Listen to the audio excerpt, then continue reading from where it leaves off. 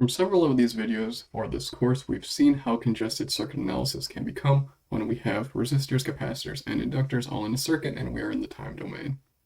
Now, what we like to do if we have a sinusoidal source is work in the phase domain.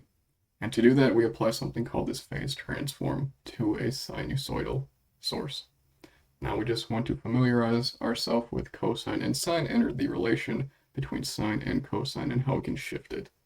Now, in this phase domain, we like to keep things in cosine.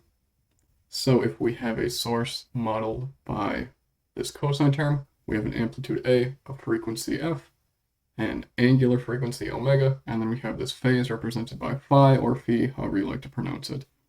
Now what we do, we apply that transform to this source, and it maps it into the phase domain where it is represented by that amplitude, and then this exponential, e to the j phi. Or you'll see representations where you will have a, and then this angle, and then phi. So either work. Now with this mapping, we went from the time domain to the phase domain. And this simplifies a lot of our circuit analysis. Now just as a quick recap, we can express e to the j phi simply as cosine phi plus j sine phi, where as electrical engineers, what we call j is also called I by most physicists and mathematicians. Now, why do we use j? Well, we have a few other things that are represented by I, so j is convenient. And maybe whoever decided to use j thought it looks like an I somehow. But these are the things that we need to be familiar with. So this tells us that we will be working with complex numbers, and if we define some complex number as a plus jb, we can go back to the exponential or polar form of it just by the amplitude, and then in the exponential we would have j times the tangent inverse of b over a. And you can see how this formulates if you look at where a plus jb would be on the complex plane right here. Now, as this may seem confusing at first, the benefits are really seen when we start applying this to things like capacitors and inductors.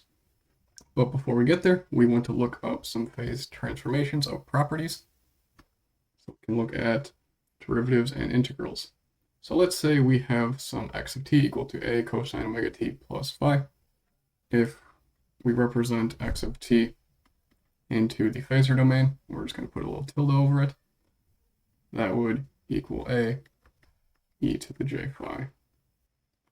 Now, if we want to find the phasor of the derivative of this x of t, well, we can start to take the derivative and see what that is.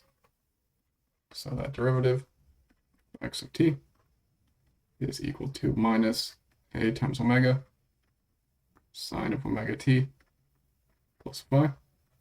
And we know that we can represent that as minus a times omega cosine of omega t plus phi minus pi over 2.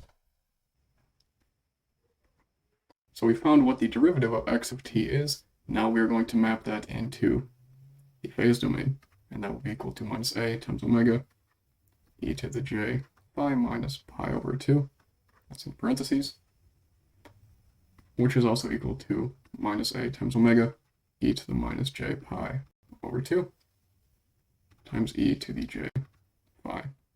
Now we're going to look at this e to the minus j pi over 2 term, and that can be expressed as cosine minus pi over 2 plus j sine minus pi over 2, which is simply equal to minus j. So then this mapping becomes j omega a e to the j phi. So now we know that x of t maps to a e j phi, and the time derivative of x of t mapped to j omega a e to the j phi. Now these are a little bit similar to Fourier transforms, but there are some differences between phase transforms and Fourier transforms. But what we are able to say also is that the integral x of t with respect to t maps to 1 over j omega a e to the j phi.